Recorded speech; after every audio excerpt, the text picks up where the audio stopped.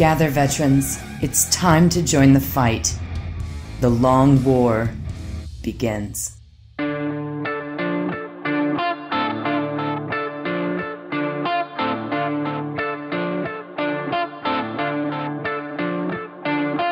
This is The Long War. I'm Robbie B, and joining me tonight are my partners in crime, Kenny Boucher, Stephen Fore, and Mike Haspil. What's up, guys? Yo, dog. Great to be here. Yo, what's happening, everybody? Hey, everyone. So it's been a very exciting weekend for, I think, all of us, for the most part. Haspil did some stuff. He might have a new release come out. And on the scale of 1 through 4, if we are assigning each one of us a number, Haspil wins the weekend. I'm pretty sure. I'm coming in last, whether that's the legendary author of now published, now out on shelves, no longer pre-order. This is not about, hey, you know, my main man Haspil's book's coming out sometime in the future. It is out. Came out yesterday, guys. Yeah, it's out. And I want to thank everybody who picked one up and everything, because we made a pretty decent splash. I don't have any numbers and I won't for months, but I know that we made a pretty decent splash because I got invited to like Salt Lake City Comic-Con, and we're in talks for like New York Comic-Con. So people noticed, you know. So thank you very much for everybody who picked up the book, either on Audible or in hardback, you know, and everything. It's all good, you know, whichever method you prefer. So, and we're still, it's still up on Audible. If you're not an Audible member, you can still sign up for a 30-day free trial and still use your credit to get Graveyard Shift for free. That easy to support Mike Haspil. And honestly, as the author, I got to say this, I will never read my book again, because Michael Kramer does such a good job. He kills the game. He kills it. I'm just like, well, I'm done reading this book. Yeah, reading's dead to me. Michael Kramer, you did it. I want you to know, Kenny came to that conclusion in life, what, about 12 years ago when you met Audible? yeah. Like, Haspil's like, you should try Audible. Here's this book called Way of Kings. And I was like, you know, I like Audible. I've listened to it, but all right, I'll give this Way of Kings shenanigans a try. That is the day I told myself, I'm never going to read again. That's stupid. Like, Audible. And that was a Michael Kramer narration. So yeah, same guy who narrated. Same guy. It's his Audible's really nice. Oh, go ahead, Rob. Sorry. So what you're saying is you're kind of a big deal. You got Michael Kramer. Yeah, it was like complete luck. You know, it's like, you know, Haspil, I'm sorry. I just had to let you know. I don't believe that Kramer is lucky, or that you're lucky to get Kramer. Kramer's lucky to get a Mike Haspil book. Maybe, yeah. It might pan out that way, hopefully. Well, he's been pigeonholed in all this amazing fantasy. Now he gets to read some urban fantasy. Get to say some bad words. Yeah. Gets to swear, gets some noir action, you know. Yeah. In his getting his game face on for his character, he was like, he wrote side notes like drink malt liquor. Malt liquor. You know, like, I can legitimately hear him smoking a cigarette and doing some of that narration. Watch all the Omar scenes from The Wire. It was pretty amazing, and definitely urge anybody here who hasn't checked it out to check it out. You would be supporting Mike Haspil on The Long War on our journey to now have a podcast with the New York Times potentially best-selling author. Hopefully with, oh my goodness, asterisks. Many asterisks. Yeah, I'll put an asterisk in it. Yeah, it's like a quotation, not actually a New York Times bestseller. Yeah, Sorry. New York Times best-selling podcast, asterisk, not actually New York Times best-selling podcast. We cannot back this up. The FDA has not verified any of these statements. But all you really got to do is just say that, and then, because people only read the first 9 words, and then it says ... So they actually have to click on it. Mm-hmm. Word. Well, anyway, congratulations to your weekend, Mike Haspil. Yeah, it was good. We'll talk more about Juice and myself's weekend here after Tabletop Marketplace, because I think, Rob, you've been busy in the Beats Lab.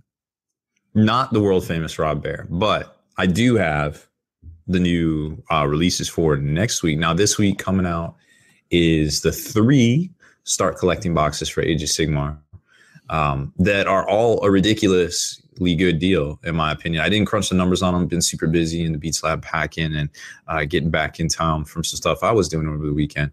But I can tell you right now, that the dwarf one, the Fire Slayer one, and I know Kenny knows about this because he did a really fresh commission on them.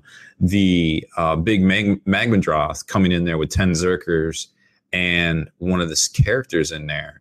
I mean, you're talking some serious coin value there for $85, but nobody really pays retail anymore for the most part, from what I can tell. So if you're thinking about jumping into Age of Sigmar, this might be the 3 start collecting boxes for you. We got, of course, the Fire Slayers. Finally, the Beast Claw Raiders, the big fatties coming in hot. We got, you get a 4-pack of the mounts. Dang, I'm losing all my lines tonight. But the Mornfang Cavalry, you get the 4-pack of them in there, and you also get one of the Beast Riders themselves, or you can turn it into a Stonehorn, whatever you want to do. But I mean, those kits right there are definitely worth more than $85. And then, of course, to have a Slanesh one as well, that's also seems to be good value. Having crunched the numbers on it too. So it's pretty fresh, good stuff there. And then, of course, they're taking the Path to Glory rules out of the General's Handbook, and they're putting it into its own individual book, hopefully expanding on a lot of the factions in there that weren't present in the General's Handbook that we saw come out about this time last year. I would imagine we'll see the General's Handbook come out at some point. I hope in between maybe some 40K releases and stuff here in the near future. Now, speaking of 40K releases, if you crunch the numbers, we all know obviously there's going to be some Marine stuff going on pre-order this Saturday, right? But if you look at the release list, which we're going to go over, you will notice that the tank is missing. The new hover tank that looks pretty fresh in there, which we saw some rumored rules on earlier today that are making the rounds. Not sure, can't confirm those yet, but we might be set up for a 2-week Space Marine release, quite possibly, because we know the tank isn't in the list of releases I'm about to read you. Plus, the Skeletor Chaplain also not in there, along with the new Apothecary. So those are 3 units right off the bat that we even know about. We know there is fluff for a new flyer called the Overlord, which we haven't seen any pictures of or anything like that quite yet. However, that could possibly be in miniature form as well. You never know. Games Workshop likes to hide things in plain sight sometimes and preview things on their stream. So let's get to the list of advanced order stuff going up this Saturday. And this is in US dollars. So first off, we've got the Aggressors. Now, I don't know if you guys have seen the Aggressors, but obviously they look very similar to Centurions. The 3-pack box is the same price as Centurions for $50. What do you guys think of the Aggressors that are out there? I love them. I heard some people talking shit about them, but like they look like how I want my Space Marines to look. I want my Space Marines to be ballers because everything I've read about a Space Marine is like, yo, puny ass Xenos can't sit up to this. That's how they look to me, and I'm with them. And they got literally bristling with weapons, not just like some shit on their hands. They are like the War Machine from, you know. Yeah, it reminds. I was about to say that it's like they gave you power armor. They made you genetically enhanced. They did all this stuff, and then they're just like, well, you get one gun. No, I get all the guns. All of them. Just put them on here until there's no more room to put them on. Reloading the missiles from the internal ammo reserves and stuff. Like, just reading the fluff on these guys is like, I want them. Consequently, the price for used Centurions has bottomed out on the eBay stock market. Then also we've got the Batman Reavers coming out. Box of them is $60 for 10, and they look to be super multi-part with all sorts of crazy bat grappling hooks and other assorted weapons and poses that I can't wait to get the first look of those coming here soon. Then we've got the Redemptor Dreadnought, which we've seen ad nauseum at this point, right? That thing is huge. Like, we did a scale comparison to where it was bigger than a Leviathan, and that's nothing to shake a stick at, to be quite honest. Like, those are some big models, and to not come out in plastic on that kind of scale, he's almost like a mini Demon Prince almost. I actually expected him to be more. I don't know why. He's $65 US, but I kind of half expected him to be like up a lot higher, like Storm Raven, kind of $82 kind of range, I suppose, or maybe even, maybe not Land Raider. I don't know. That might be just be a bridge too far. But I think overall he looks pretty fresh. I hope there's a lot more weapon options available for him that we haven't seen yet. And the Games Workshop post with him painted up green was definitely very refreshing as well. There's also going to be dice. So I know Juice is going to be all about this. $20 for the Astartes dice pack. Oh, truth. Hopefully the symbols are on the 6 and not the 1. Yo, if not, that's fine. They're just wound counters. Yeah, right? That's what I've come down to. Check out my custom wound counters, dog. Got it. The Codex will be $50. Not sure on the page count, but that is $10 less than the previous version, which was $60. And then, of course, this is for you, Haspil. We got the data cards, the game aids. Pack of them is $15. Not sure how big they are, though. Yeah, I'm down with that. I hope they're as big as your face. I do not hope they are big as my face. No, I mean, Space Marines only, or what? Yeah, it just says data card Space Marine. But remember, the book says that there's 85 data sheets. Yeah. Poof. No, I hope that they're not as big as your face either. I was just joking because the AOS ones were literally as big as your face. I know. I put in the video, I put them up to my face. I was like, these are as big as my face. They're too big, in my opinion. Yeah, I feel they should be like at the most tarot card size, at the largest, because otherwise they just get unwieldy. I personally thought I bought the easy to build squads that came out, and in the easy to build squad boxes, there was a data sheet in the instruction manual that was about the size of an old GW blister pack. And I was like, this seems to be just the perfect size, like straight up. Yeah, like the size of the cards in Silver Tower. Like that's as big. That's the biggest they should go. I also agree, but we'll see. We'll see what they come out with. There's 2 hardback novels coming out, Shroud of Night and Resurrection, the Horisian Wars. And then, of course, for all you people with the GW chip, Haspil, you might want to mute your microphone. There is a collector's edition coming out of the book for $80 US, and the Primaris edition for $250. Ugh. It'll definitely smell of rich mahogany. Haspil will have one. I won't. I might not have one, guys. It's the end of the month. Plus, I'm going down to Florida, to Harry Potter World, like in a week and a half. Oh, hell yeah. That's why I want you guys to know it doesn't matter if it's the beginning, the middle, or end of the month. I ain't buying that. Well played. I'm going to buy a lot of things. I buy all the custom, other stuff that I like. That ain't one of them. That ain't one of them. So a list of what is not on the sheet that we know mostly is going to be created or has a model for it that we haven't seen is the tank, of course, the repulsor. Also, a flyer, if they do make a model out of it, not sure yet. But currently, the repulsor will be the only way to transport these guys, and rumored to be 7 models, Primaris models, but not the little guys. You can't put the little guys in there, supposedly.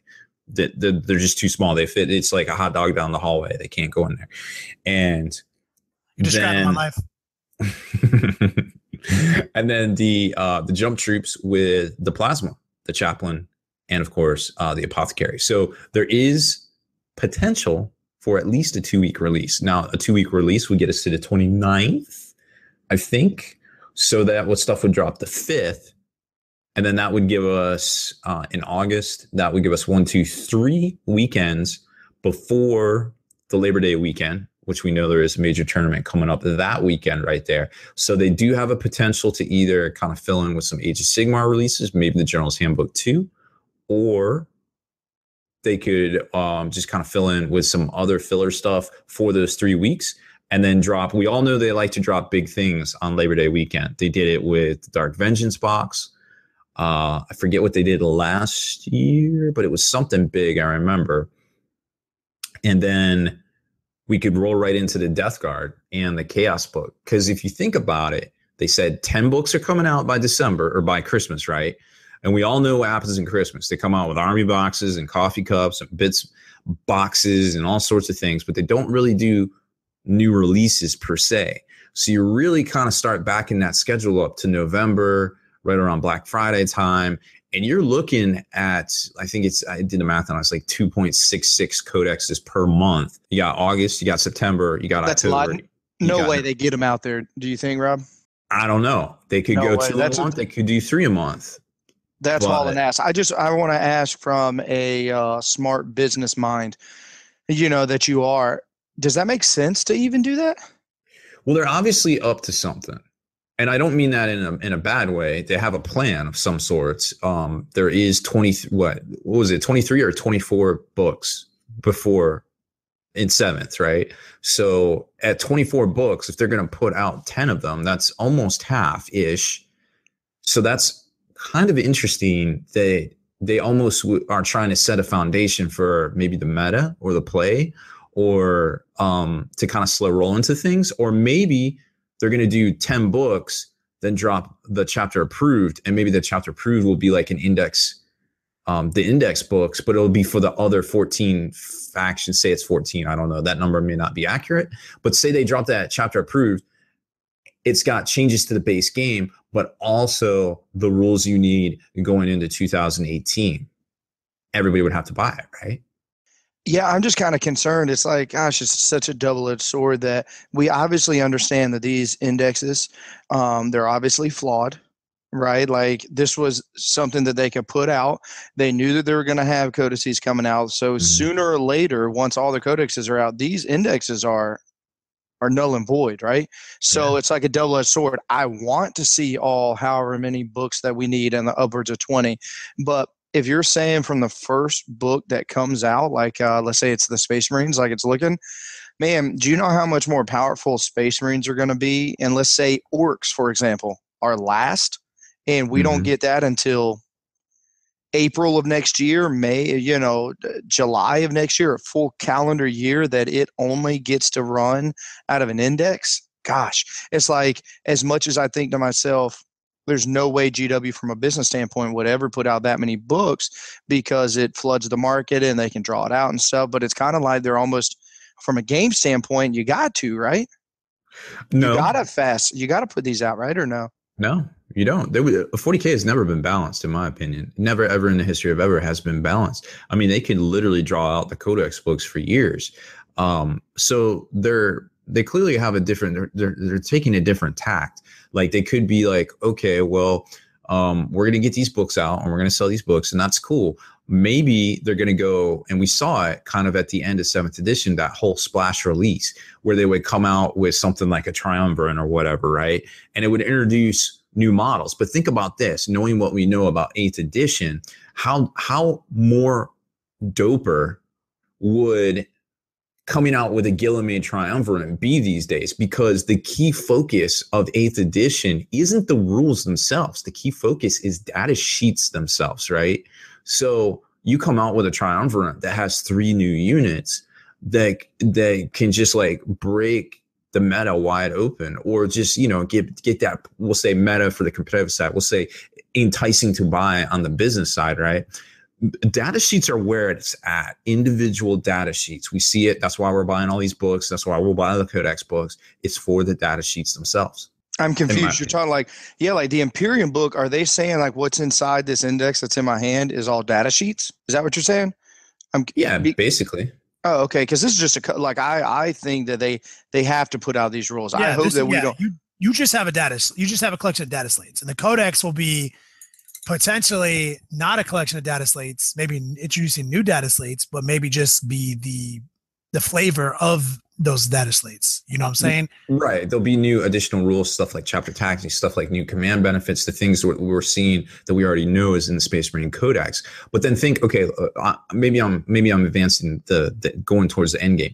Imagine, what is Games Workshop going to sell to us after the Codex books are out? We already know the majority of Codex books they plan on having out by Christmas. They have to sell us something else, but they got to try to avoid the bloat that kind of, overshadowed 7th edition. What could they possibly put out to fill that void? Remember, Juice, how like they kept coming out with these new books that really didn't change anything. Raptors are still Raptors. They're literally exactly the same thing, but they gave them a new thing, a new bonus, right? A new like keyword or whatever. So I think that's exactly what's going to happen. Is like these indexes are going to be there for a while. I think. I don't think they're going to be, because there's actually no codex rules in them. They're just a collection of data slates. Yeah. And the other thing that I'm kind of waiting for, because I'm a pack rat. I have rules going back to like third. So when I only bought 3 of the indexes. So when these indexes start becoming obsolete, I'm going to scoop up the other 2, because for really cheap, you will have an entire, very complex war game that you can still play. You know what I mean? It's not going to be competitive. You know what I mean? You can't like just show up but if you're in your basement beats lab and you're like, man, I think I might want to start a Necron army, but you don't need to run out and buy the codex. You can literally start playing them using the index stuff, and then go, I kind of like these guys, and then go buy the codex. So I have to admit, we are, when GW says, oh yeah, we're going to come out with these indexes and it's going to cut the bloat of having so many books. So now you're telling me for whenever I want to play my Astra Militarum army with the Saint and Call in it, I have to have this index plus a rule book. Plus I have to have 3 codices. Yeah. Plus any other additional data sheets. Or you can buy these $15 collections of data sheets. Right. Exactly. Which is that's how AOS is, right? Yep. If you can mix all the armies that you want, but you don't need the book juice. You just, if you only have, print off the piece of paper that you want out of the books, or buy the data or buy the fucking slates and just have the actual cards. Buy the cards. If all you have is Crimson Hunter, if you have 8 Crimson Hunters, so you need a Crimson Hunter data slate. You have 4 Ravagers. You need a Ravager data slate. You have blah. You need that. You literally only need 3 data slates with you, physically in your hand. Oh, and now you're playing Codex Dark Eldar, and you bring your Codex with you that shows all the special rules you get. Yeah, like literally for your detachment or whatever. Yeah. Remember too, the Age of Sigmar has an app. Like all this stuff's on the phone. Oh my god, I can't wait. Yeah, they really need to have an app for 40K. That's gonna be dying for it. They said they were working on it. They said it'd be like, what was it? I do remember them. I don't even know. Well, I do remember at the Adepticon them saying that it was not going to be available at I think they said before Christmas, right? But they did say, yeah, that's what I remember. Or like months after. So it was a couple months in October. After. I don't know. Maybe they'll reveal that at the next big tournament. I don't know. No doubt. So obviously the American Team Championships just happened, guys. Big fucking deal. Amazing. That's my man Shane and Chris over at dicehead.com. That is a official sponsor of thelongwar.net. You can get promo codes from these guys just by signing up at the Hall of Veterans. That is a commercial. And but aside from that, they put on a great show. And we've talked about it for a billion years, it seems now. We love it. We always fucking love it. It's the hardest shit there is. There was 60 teams signed up this year. That's 300 fucking people playing hard nosed 40K in a team format. We obviously talked about it for the last few weeks. Juice and the Wobbly Modelers have just come back, and they brought home something. Brought home a skull, man. Took third place. Very, very happy with that.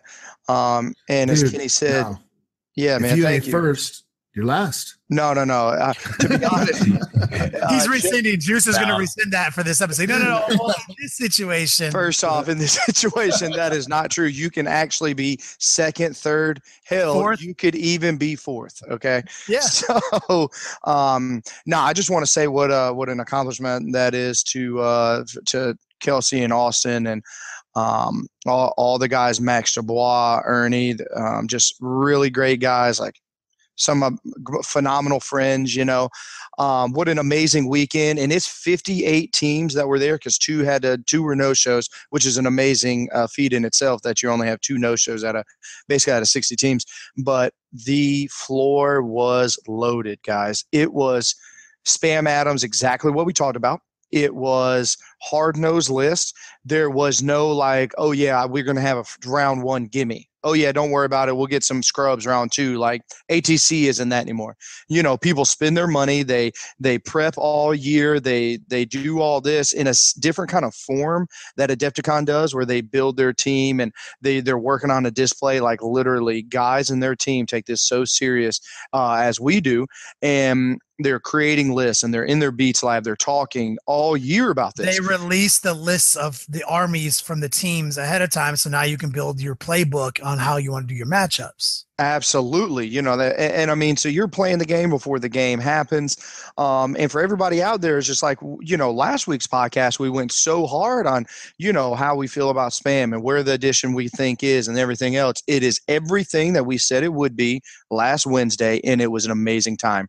For everybody who says, oh, you hate spam and, you know, that's what's wrong with the game. And you people like, no. Let me tell you what, for the 300 people who was in that room, we loved every second of it. I can say that I can speak for most people, right? Yeah, it's because we all got exactly what we wanted out of it. Which is also why we do a podcast. We do a podcast to let everyone know what the different metas are, what the different ideas are, because it's not about creating a divide between casual players and tournament players. That's the worst possible scenario. It's about talking about the dialogue, saying you can do both. And if you want to go to ATC, you have to know that you're gearing up for a competitive game. And right now, a competitive game is spamming similarly powerful units and massing as many as you can together with a couple more bonuses on top. That's that competitive side. That doesn't make the game awful. No, that is a tournament hardcore style of play.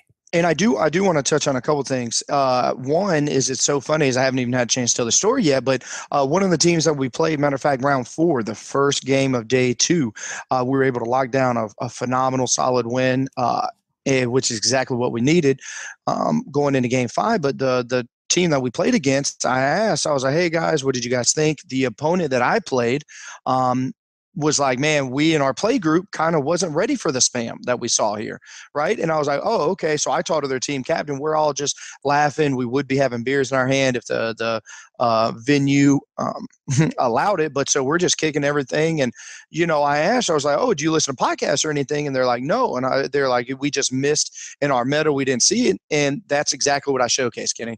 I was like, and on the podcast with thelongword.net, we talk about things. We talk about the boogeymen in the room. We talk about this. We don't bring it up and keep saying it because that makes ourselves feel better. Is knowledge is power. And if you know that a Smite Demon Prince spam with 80 Brimstone Horrors is really good and you got to defend against it, when you're creating your list, you're like, oh shit, maybe let me add something said X item into my list because those guys were saying that I got to watch out for, you know, 8 Demon Princess Magnus and Brimstone Horse. So that was pretty cool. And they're like, yeah, definitely gonna have to check out. Also, some of the lists that we thought exactly we were going to do good did.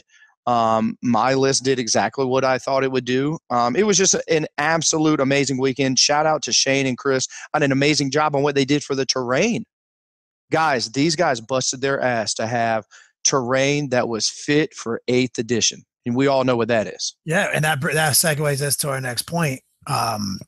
So that was there's over 1,000 games of 40K that weekend. And we want to relay that to our good friend Warboss Doug, who we talked about earlier. Warboss Doug is the proprietor of Table War. He makes some amazing products. You guys can check him out. But recently he did a league with 12 people and they played 72 games. And he said, in 72 games, only 4 people who did not go first won their games. And Juice, would you say that was your personal experience? Yeah, especially with the all-in list that I brought. You know, we talked about it. It's 40 lance shots. God bless to my opponents that I had to seize on. But out of my 4 games that I didn't go first, the other 2 I did. Out of the 4 games, I seized 3 out of 4 of those. And it was terrible for my opponent. It did not go good. Did you lose the games you went second in? I did, but I will have to admit to this. I am part of the statistic that my information doesn't necessarily reflect that because there were bad matchups. It was against like 180 to 190, like Tony Kopach's list that had, Andrew Gagno's list that had 180 guardsmen with, 7 Taurox Prime and Plasma Scions. So that was obviously on the scale of 1 to 10. That wasn't my best matchup that I want to shoot for. But in all reality, he knew that he wasn't going to go first because come to find out when you have 200 plus models, you actually don't give a shit. So unless you have that list archetype that you just don't care. And guess who's putting that out a lot right now is Guard. Yeah. Because they're putting down 30, but against everybody else, nah, I got you, man. What shows it shows a little information juice because earlier some people were reporting that they were winning some games they didn't go first in. And so obviously there's caveats to that. There are lists that exist outside of that. So going first doesn't necessarily mean you automatically win. So I would say that's what we talked about earlier. Let's conservatively redefine that statistic to something like you have a 50% chance of just straight tabling your opponent if you go first, probably. Mm-hmm. Even with all the data, take all the games that were ever played, take all these metrics, you have this insane, not this insane chance of winning the game. There's always been power in going first or second, whichever one it is, right? Mm-hmm. Whichever edition you play, there's always been a turn you'd rather go first or second on. But right now we're saying you have this huge chance that never existed before of just straight outright winning. Of tabling. So it's so funny when you were talking about your games, and also Kenny, congratulations on your win this week, and I can't wait to talk about that. But as you dive into it, you talked about how your list tactically won every game, and it was tight, and there was everything else. And I was kind of laughing in my mind. I was like, I didn't do that this weekend. I set out to table my opponent every game. Like I didn't need to worry about playing the game because I brought a list of table fools. Yeah, and so there's obviously that's the same thing about, like, we're talking about, like, not dividing communities. There's obviously a place for casual and tournament, and what we're talking about right now is be ready, because LVOs, because Adepticons, all these big major conventions that are absolute blast. You want to go there and bring your heat. You better bring your heat. Which to continue on this Alpha Strike story. So that's an issue right now. And obviously there's a thread on Spikey Bits Hobbies page on Facebook where we're talking about this whole go first, deploy first phenomenon, and people want to change it to you get +1 and all these dialogues. And what we're saying is it's arbitrary. Whoever gets to go first because of reasons, it doesn't matter. If the slant is toward tabling people because you go first, it doesn't matter. That's a problem. And so that's taken us to a mini subject of tonight, which is terrain.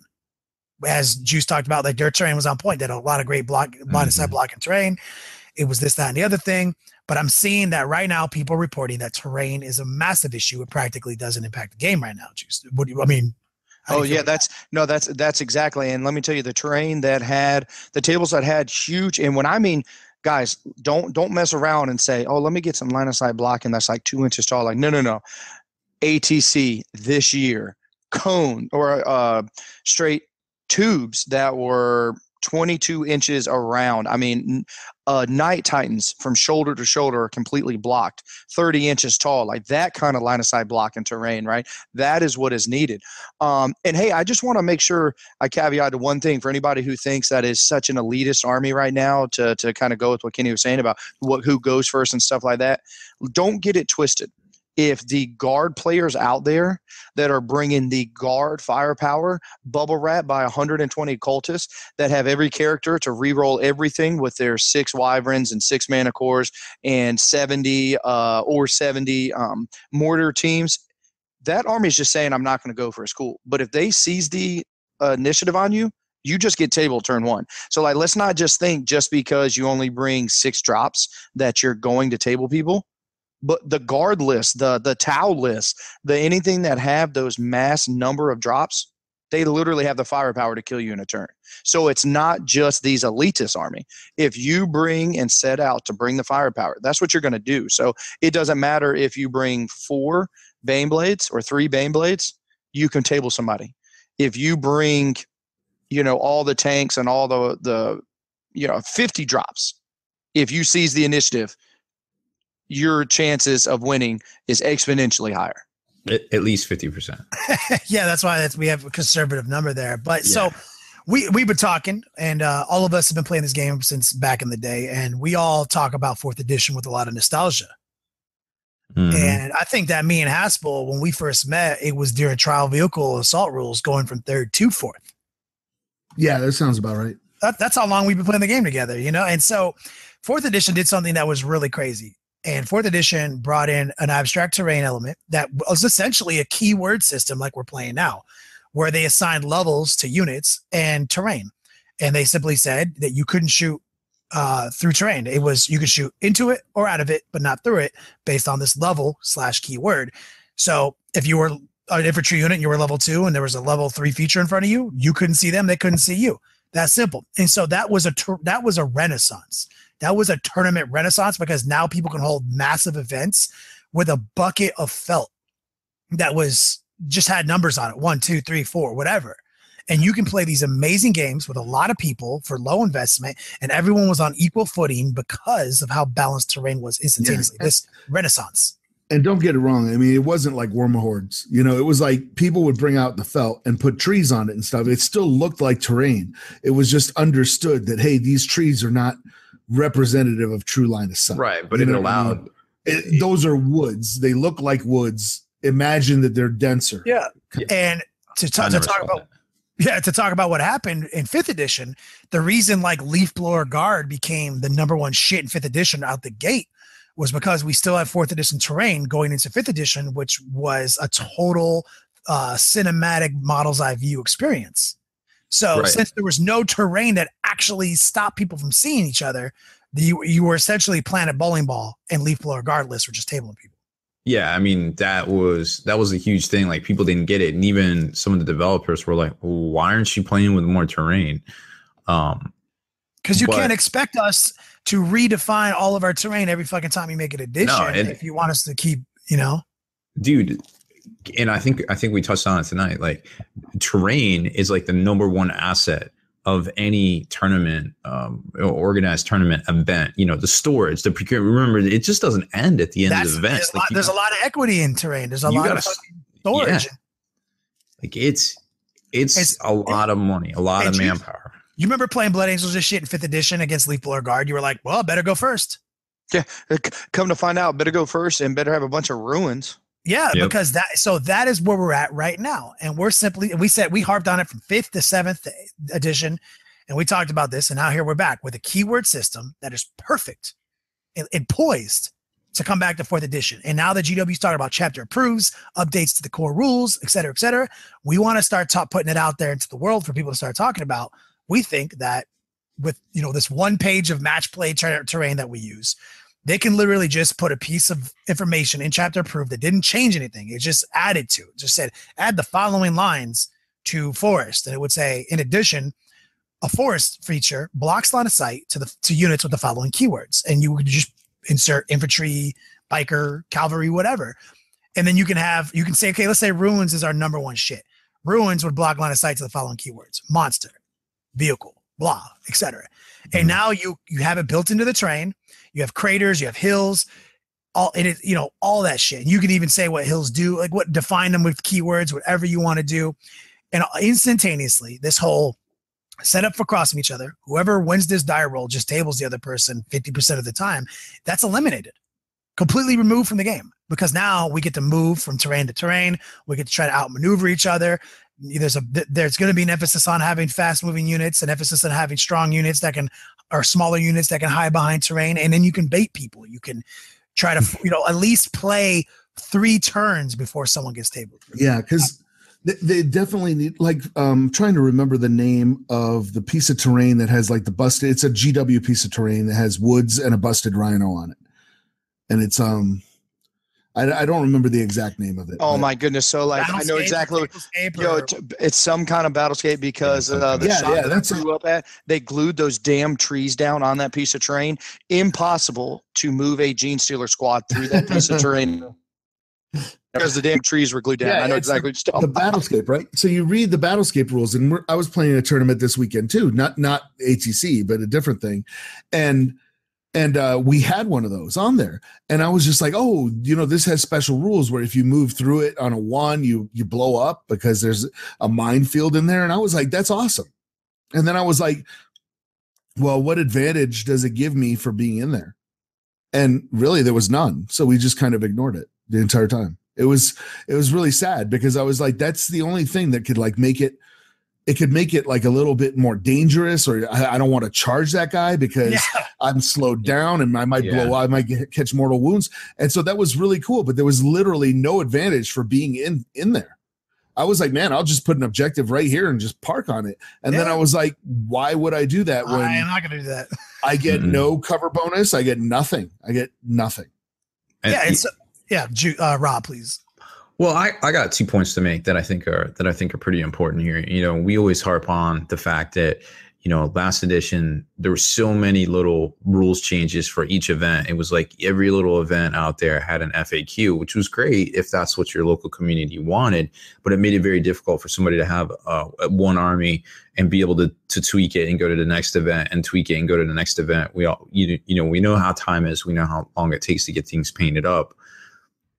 But long story short, there was a huge kind of disconnect when it kind of came to this vacuum thing. Like we saw it with Lord of Wars. The Wraith Knight came out, Lord of Wars OP, everything's OP. And the very next week, like the rules for, grab and everything has grab now come out. And we're like, well, they're not as hard to deal with now as they were. And it kind of went in that sequence over week after week for several months, if I remember correctly, back in 2014 until Age of Sigmar dropped.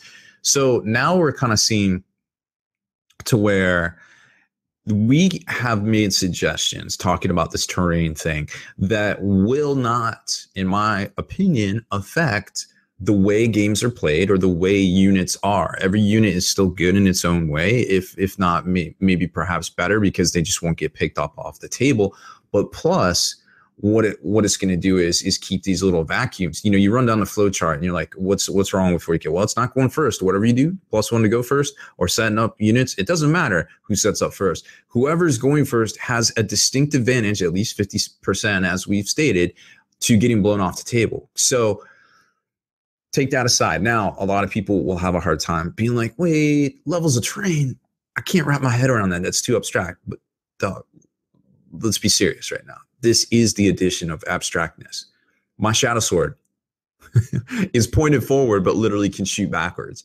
Like, there is no reason in my mind that we cannot wrap our heads around saying, hey, this is a level 1 piece of terrain. This affects, whatever, infantry, bikes, whatever. This is the addition for this solution to work right now. It literally couldn't be easier, in my opinion. Like, I'm so for this little tweak. You make a great point. To make things better. You make a great point. And so obviously we're going to write something up. We're going to put something out there very detailed, and try to get you guys to talk about it so we can present this information to GW, which is what we've been trying to do on Spikey Bits Hobbies with this whole to play first, go first rule.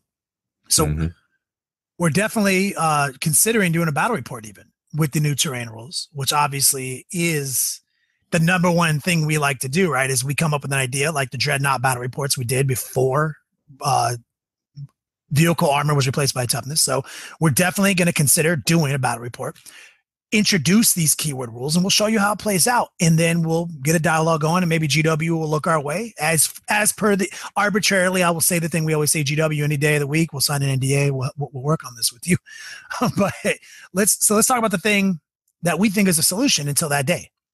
If you're an event organizer and you feel like it's too spammy, it's too aggressive for your community, we're preaching battalion only until GW fixes terrain. It's a really easy solution. It doesn't change any core rules. It doesn't sit here and define all these mini fixes that can have unforeseen advantage or disadvantage. Hey, let's just say this is a battalion only event, 2,000 points this weekend. And that's, I think that's a good middle of the road, and you don't have to, it's an existing rule that you can just choose to use, like it's that easy. And let's just talk about what that actually means, right, guys? So a battalion only. So that means no supreme commander, no Lord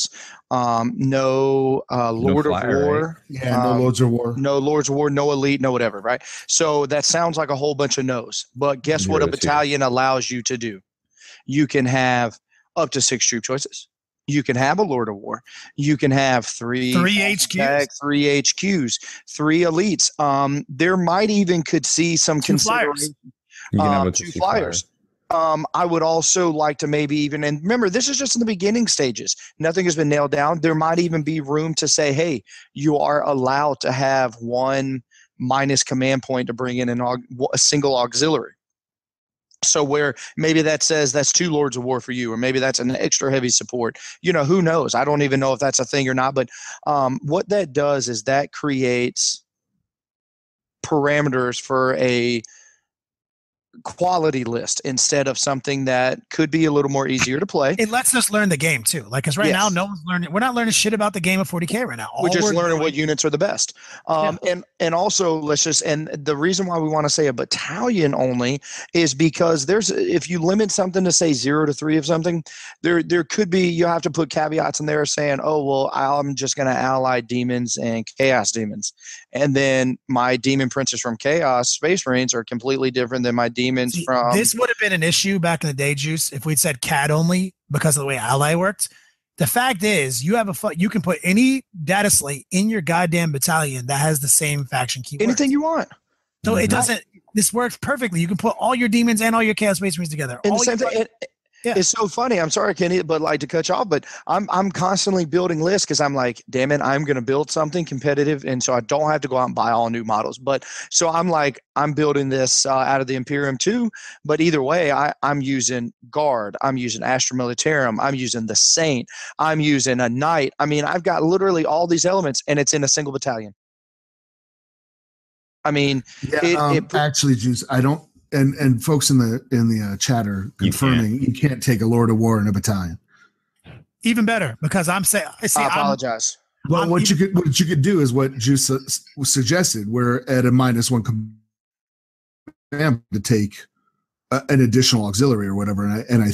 I'm not sure if that allows a Lord of War. Unfortunately, my books are like. I'm not even overly concerned with it. I'm just saying, let's play some battalions. Let's play with our indexes. Let's play with our keywords. Let's learn some nuances of this game. Let's let GW work on some bullshit. Let's let them fix the terrain, so that way we can come back and play the hardest list in the galaxy and have even more fun than we ever had before.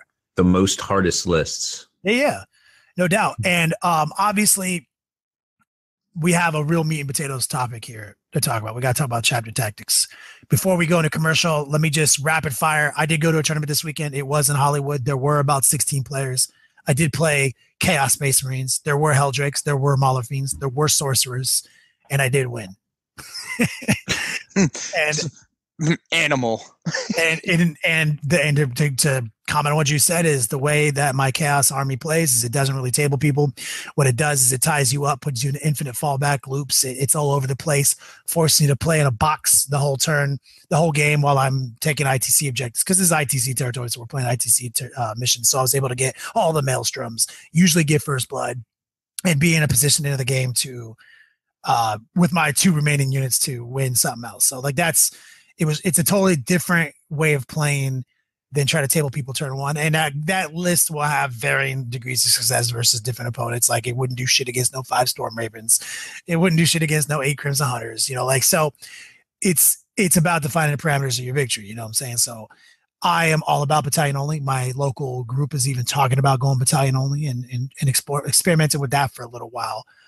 While we here, the Long War community, ask the hard questions, puts out the Facebook comments and updates, get the engagement up high, share it with GW and see what they say. Veterans, I've got news for you. Get your best deals online at dicehead.com. Long War Vets, call or email for your best vet deals. That's dicehead.com. Dear veterans, quickly, make your way to thelongwar.net and find out how to reap your hard-earned spoils of this long war. For our allies at secretweaponsminiatures.com have rewarded us all with an extra 10% discount on all Secret Weapon Miniatures merchandise. So stock up, dear veterans, and enjoy.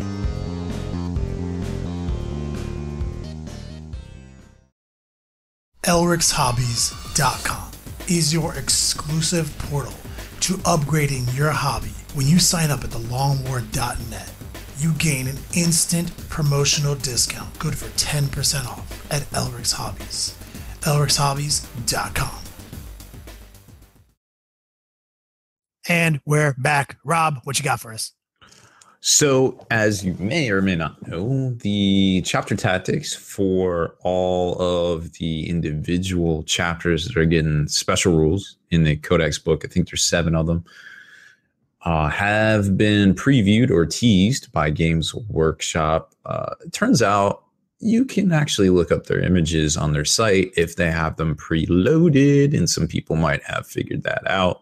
So, are you saying GW put everything up on a website and then the literal address was / the chapter name?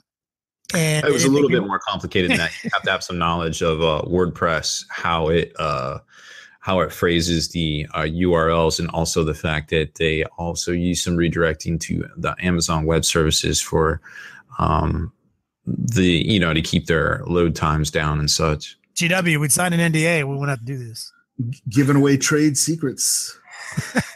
Well, while we're at it, if you go to their website and you right click on any picture, you can also adjust the sizes on said pictures as well to get pretty much any size you want, because they load the full image on their website for their store products. So high resolution pictures are available. Are available if you do a little checking out their code. But what do I know? WordPress is secretly easy. Publishing a website secretly easy. Not really. Okay, well, anyways, so we got some chapter tactics. I think everybody in the mom knows the Ultramarine ones right now, but Haspil, are we doing it? Are we gonna movie quote this? Sure, why not? Come on, man.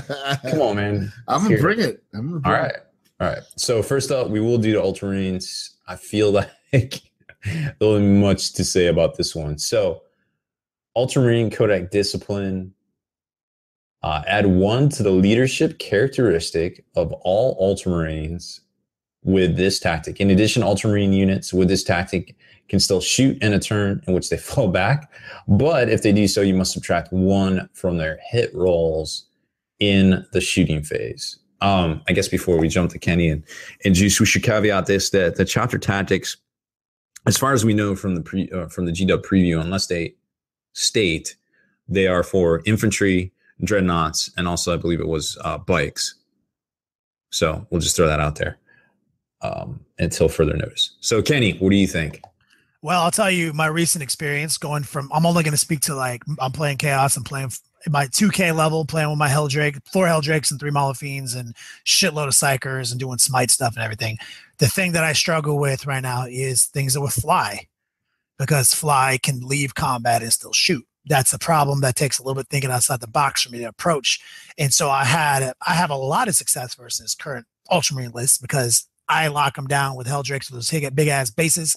I suck dudes into combats with the pile and move. I get 3 dudes involved that I'll have to leave and they can't shoot me or interact. I get to go do it again. It's a nightmare for them. So this is an issue. And so if the question is how good are they now, this is really fucking good because they sort of have fly. Now there's a debuff. They're going to move because when you fall back, it's a movement. So your heavy weapons are -1 to hit and a further -1 because the chapter tactics. So these heavy weapons are only going to be hitting on 5s, but most of these guys have rerolls. So I would say so. So what you're looking at is it not quite. So for that one turn, you have mitigated their firepower by some degree. That's still pretty good, but they leave into combats. They're going to get pocket last cannon shots off. They're going to get through and they're going to be rolling their D6s. This. How good are they now? This is good. More better. You would give it to more better. Oh, it's definitely more better. All right, I can get behind that. Juice, what do you think? Yeah, so basically, in my opinion, what they've done is given them just more firepower. So there's already guys out there that if you take an ancient, you can, when your model is removed from play on the roll of a 4 up, it can shoot again before the model leaves the table, right? So now you're telling me, wait a second. Now this is Tau kind of firepower. It's a little manipulated, but it doesn't matter, right? So you've got, I'm rolling my normal shooting, potentially Overwatch. Then I fall back and still shoot. And then when I'm removed from play on the 4 up, I shoot again. This is ridiculous firepower considering everything is going to be re-rolled. Nothing but good. All right. Haspil, hit us. There's something out there waiting for us. It ain't no man. We're all going to die. Oh, you did it. It's the first one. It's the classic. Nice. All right. Second up, also, we've already seen a lot on this, but the White Scars. Whenever a White Scars unit with this tactic advances, it moves an extra 2 inches in addition to the distance rolled. I think it says bikes with this turbo boost, therefore move an additional 8 when advancing. In addition, White Scars units with this tactic can still charge in a turn in which they fell back. Kenny, how do you feel about that? Okay, so just to remind everybody, I try to stay as organic as possible in the podcast by not being caught up on this. So I keep about a 90% track record on being organic. Okay, I knew the Ultramarine ones beforehand because I read it and I was like, okay, stop reading. This is the first I have heard of this White Scars bullshit. So we're right back to the problem in the 7th edition. We are right back to the 7th edition issues. All right. White Scars have automatic unblockable hit and run. Yep. And so even more reliable hit and run than they've ever had before. They're leaving combat and they're fucking charging. They're charging, they're getting extra inches and charging afterwards. Kenny, remember you just said did you just say you can assault after the advance or just only after a fallback? It sounded like just fallback. They advance an additional 8 inches. It doesn't say they can charge. Okay, so I just want to make sure I didn't mishear that shit. No, that is not what I said. But so remember you're like, oh, flyers are a problem because they can just leave combat. Now you have something that can just leave combat and engage something else in another combat. So from my perspective, talking about my list, my chaos love, you've now put me in a situation where I was feeling pretty good about chaos 5 minutes ago. Okay, I was like, yo, chaos is back. Chaos doing Stug Life, just won this fucking tournament. That's the last fucking tournament I'm gonna win. That's what you just fucking told me. Like I'm right back to poor bastard.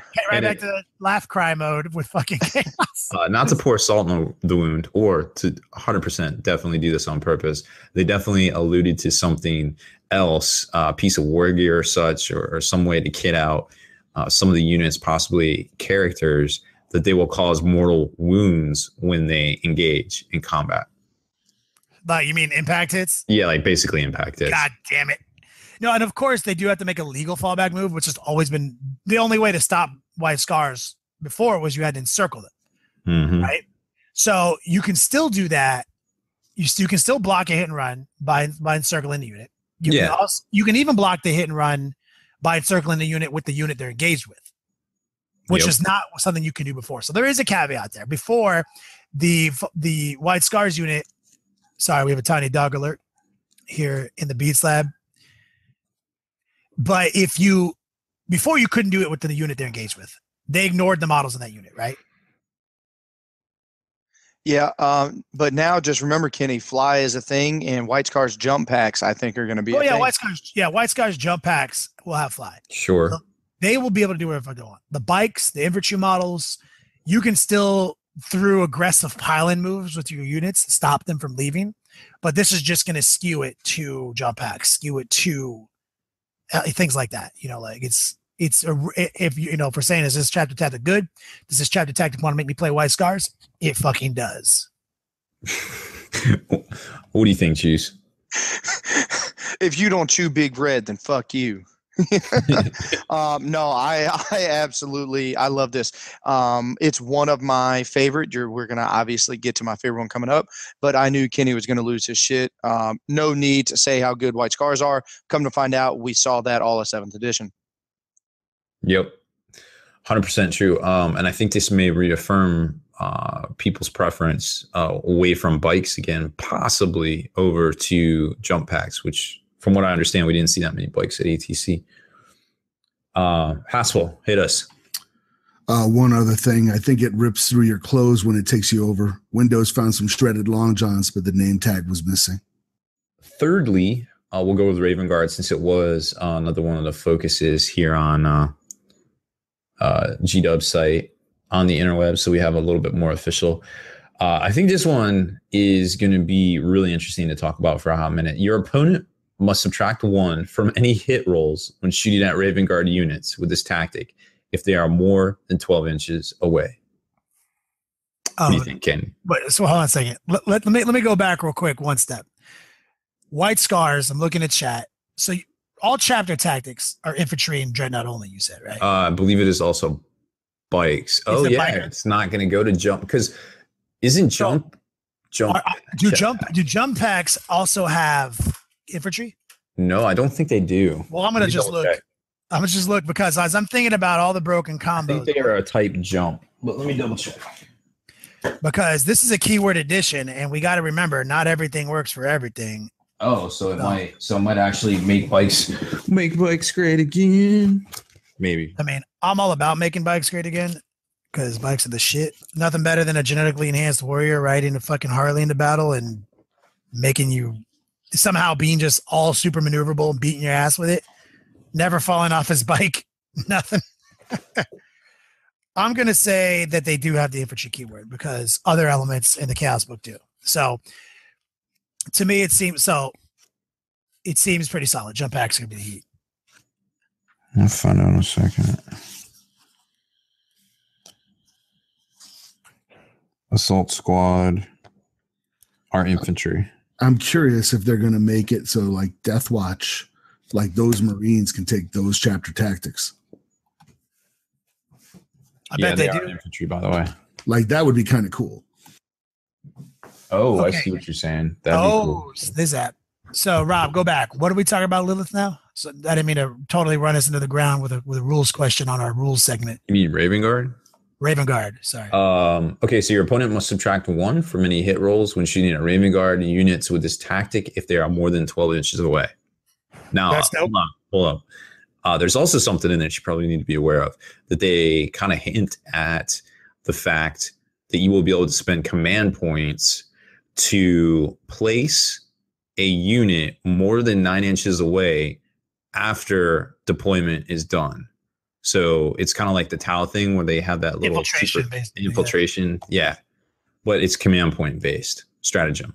Yeah, that's an amazing one too. That's really an aggressive chapter tactic. It's so far so good. I'm very happy with all these. That is instantaneously going to mitigate a lot of issues that people are dealing with alpha strike wise. Like it cuts the firepower in half. Like whatever number you thought you were going to hit on, you're gonna hit half of those. Yeah, I mean survivability is super up there for sure. That's a great one. What do you think, Cheese? Good. I thought it was going to be very broken, considering I didn't read or didn't know about, obviously, that it doesn't affect Storm Ravens. Going to find out Storm Ravens at -2 to hit was going to be sad pandas everywhere. But no, I like it. I don't know how much actual gameplay that's going to have. I don't know who the chapter master is. If they're going to I'll put it to you this way. If their chapter master is in the book and they're as good as Dante, Drago, Gilliman, whoever else that you can just take, yep, they're going to be amazing. The entire army's at -1 to hit, and all my assault cannon shots and all my devastator squads that are shooting missiles at you that are twin linked, then yes, under this list archetyped, solid. Fluffwise Shrike's chapter master now. Good. I hope that he can pop up. I will go with this as far as to say is when the codices come out that I want to see Shrike be able to pop up within 6 inches or 9 inches. I'm okay, but give him something like the Evasaur Assassin, a special ability where he can assault 3d 6 inches, because I need to see games where Shrike is being a badass and getting in combat. Yeah, he's like basically a jump pack Wolverine. All right, Haspil, what do you think? His first night in the joint, Andy Dufresne cost me 2 packs of cigarettes. He never made a sound. All right, so now we're into uncharted territory. Let's see. In no particular order, we will start with the Imperial Fist, the Siege Masters. Enemy units do not receive the benefit to their saving throws for being in cover against attacks made by Imperial Fist models with this tactic. In addition, you can reroll any failed wound rolls for Imperial Fist when units with this tactic when they are targeting a building. What do you think, Kenny? Garbage. This one not tight. Not tight. Like building and terrain doesn't mean shit. Like this only matters in one context.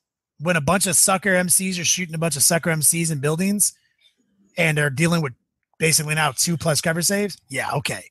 So that means their Space Marines, when shooting other people's Space Marines, are pretty solid. But outside of that, this is not on the level of the other ones. All right. What do you think, Chiefs? We are on par to how the Imperial Fist always gets shit on with chapter tactics. All right, then. I think this one will also apply to Crimson Fist, too, because they weren't in here. Haspil, go ahead.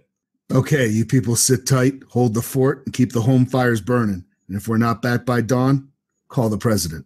Let them guess. I think it's also more G when we don't like all laugh and talk about it like before. Like, let Haspil just drop the mic on us.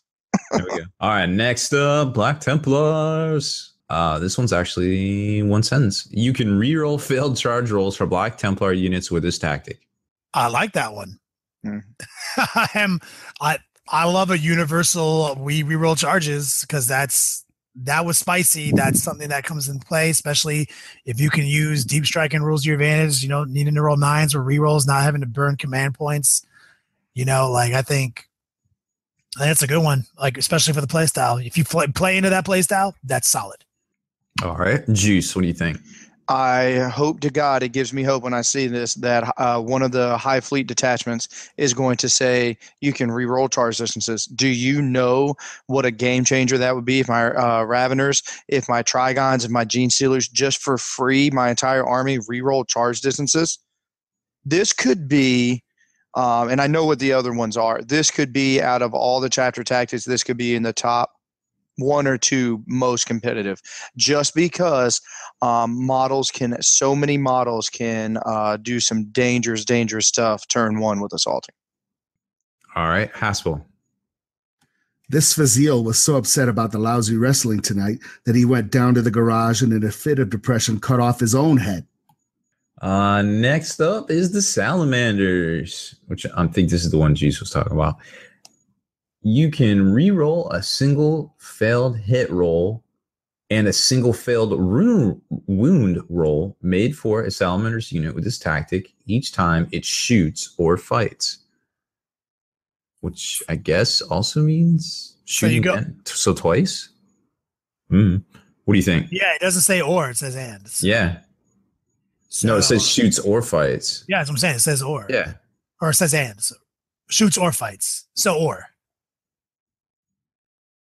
Yeah, so I think you can do both in the same turn. Haspil as the words person. Is that what it means? Haspil, we need an adult. Can you read that again? I heard it, but I'm just trying to parse it. You can re-roll a single failed hit roll and a single failed wound roll made for a Salamander's unit with this tactic each time it shoots or fights. Yeah, that's and. You can reroll hits and there's wounds. The first part was and. I thought, that's what I'd heard too, but then he said or, but the second. And then in the shooting phase and in the assault phase. Yeah. So it both. says and. So it's that's both. Powerful as hell. I like it. Yeah, it's pretty good. It makes tactical squads pretty strong, with their pocket heavy weapons. It's viable as shit. It means absolutely. Well, yeah, go ahead, Juice. Yeah, so this is where I'm at with it. It's a lot of bookkeeping, so don't get it twisted. Like, did that guy already re-roll this? Did you got to re-roll a wound? No, that squad's already not combat spotted. But it goes infinite. Like it's not. So this is what I love about it. This is why I think it's the most powerful, is because it is in play. Some chapter tactics you're only going to use in the assault phase.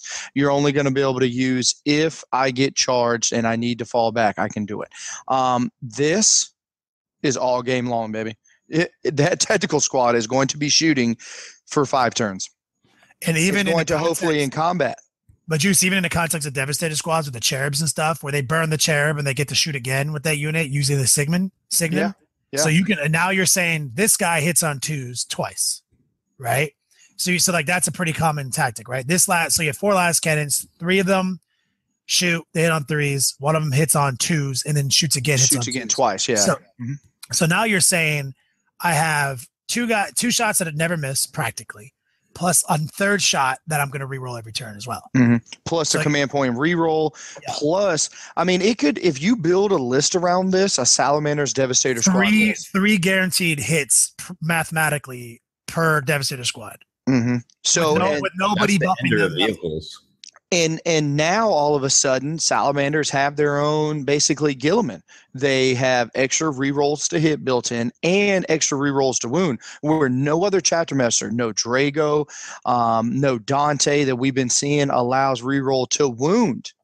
Everybody's just rerolling to hit except the salamanders. They have pocket chapter tactics, or excuse me, pocket chapter masters in their army. So depending on how many devastators and depending on where you're at, you could say, wait a second, my whole chapter tactics equals a chapter master. I'm actually not going to sink the points. Yeah, I'm not going to sink the points into a Dante, into a whatever, and I'm going to put that back into my army.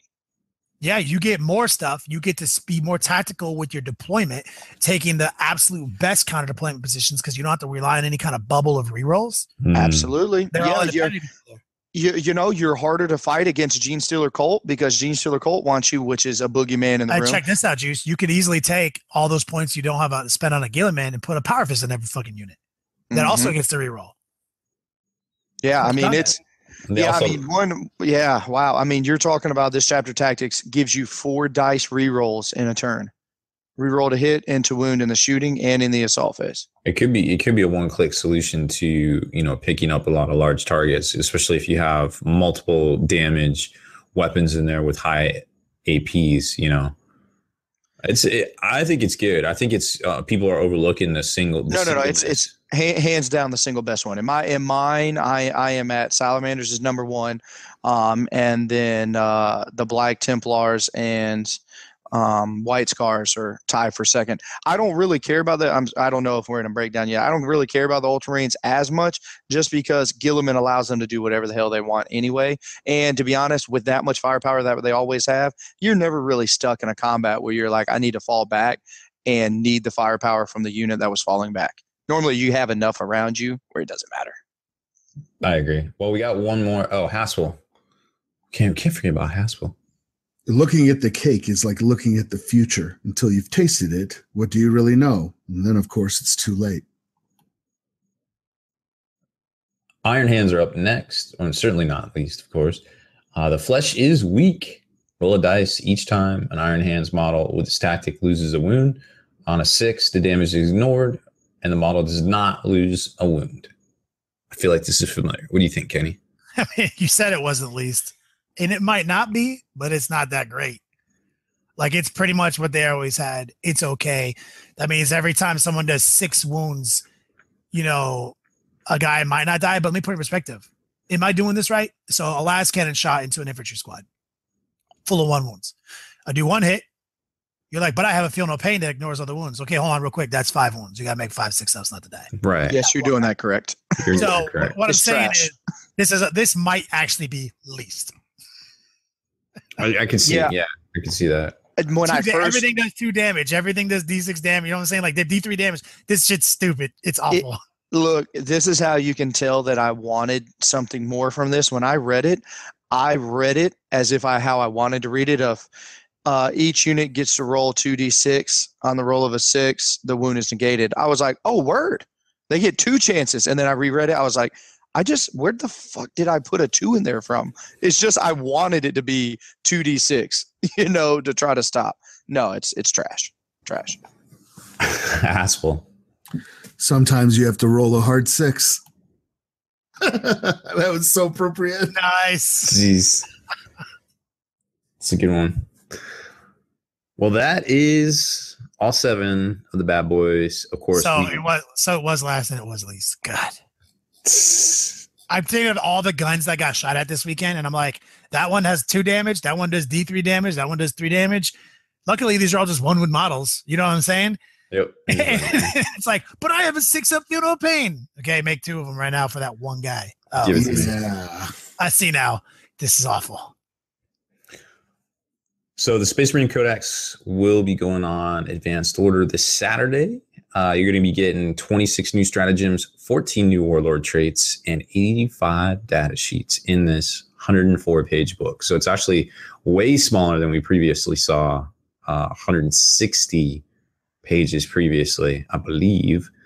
So $50, 85 data sheets. I feel like if you're playing Marines, you're going to pick this up. Just for the teasers. Where we're at for $55 for that, I feel like everybody in the community needs to buy this book. Or 50. That 50, is, sorry. Yeah, I mean, GW is killing the game in one aspect, especially for me, and that is the price points on where they're putting their information at. They are making it very easy and very reasonable for us to pick up this data, to learn it, to know it at a reasonable cost. So, no, I love that. Is this the independent data slates, like the physical little individual units I can hold in my hand? No, this is the cards are $15. The game. See, that's what I'm excited about, Juice. That's what we were talking about earlier. Like the second they drop one for Chaos, I'm like, I'm just buying that, and I only need to bring 3 things with me now, bro. Well, remember too, it might not have the chapter tax and stratagems and warlord traits on them though. So my codex plus that. Cool. Yeah, it's still really cool because like what I really would like to do is show up like. And this obviously would not work in competition without a lot more thought, but just show up at the game store, right? And it's like, hey, I brought my Space Wolves or my Grey Knights or whatever, and I make my list by literally like, here's what we're going to do. I'm going to shuffle my cards. You shuffle yours. We're going to deal out 6 cards. That's what we play with. Oh, I mean, that can work. No, the way this is how it would work. You would say everyone needs to bring 6 different data slates and units to go with them. Just so that way it's playable, right? Because and then you shuffle them, and that I think it'd be pretty cool. And you can even go one step further. You could do sidebars so easily. Then it'd be really fun to do some casual shit with that. But here's my new tech, Juice. You're gonna love this. So I'll bring my codex, all the physical little data slate cards that I need for the units in there, and I use those to bookmark the pages that reference the other things. Oh, where they go! Wow, I knew you were gonna be on that. Obviously, next level. It's like combo. So I immediately figured out how to do Haspil's game. You come to, instead of coming to with a sidebar, no, you come to with a base of 500 points. That is, HQs and troops. And then your shuffled whatever are all your elites, fast attacks, and heavy supports, Lords of War flyer. So then you know that you're always bringing this core, so you don't have to worry about reshuffling it. Then you're like, what kind of support am I getting today? Oh, shit, I got a flyer and this and that.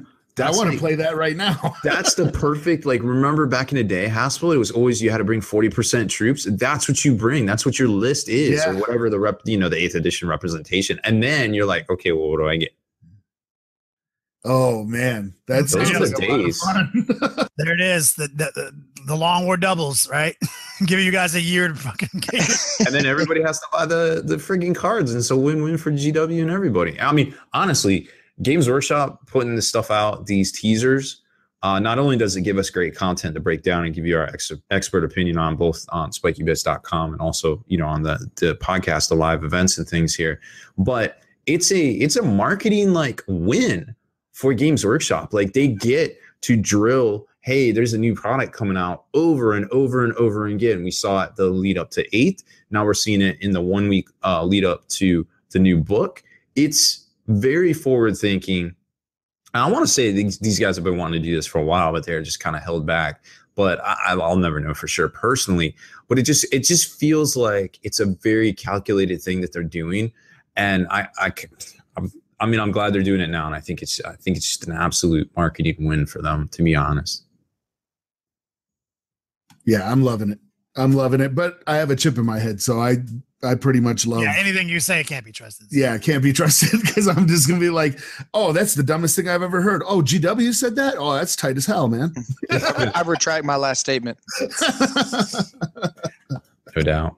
Well, I think we hit all our points. What do you guys think for tonight? I think we nailed it. Yeah. The legendary author of Graveyard Shift, Mike Haspil, take us out. You think to baffle me, you with your pale faces all in a row like sheep in a butcher's? You shall be sorry yet. Each one of you. You think you have left me without a place to rest, but I have more. My revenge has just begun, and I spread it over centuries, and time is on my side. Your girls that you all love are mine already, and through them, you and others shall become mine, my creatures, to do my bidding and to be my jackals when I want to feed.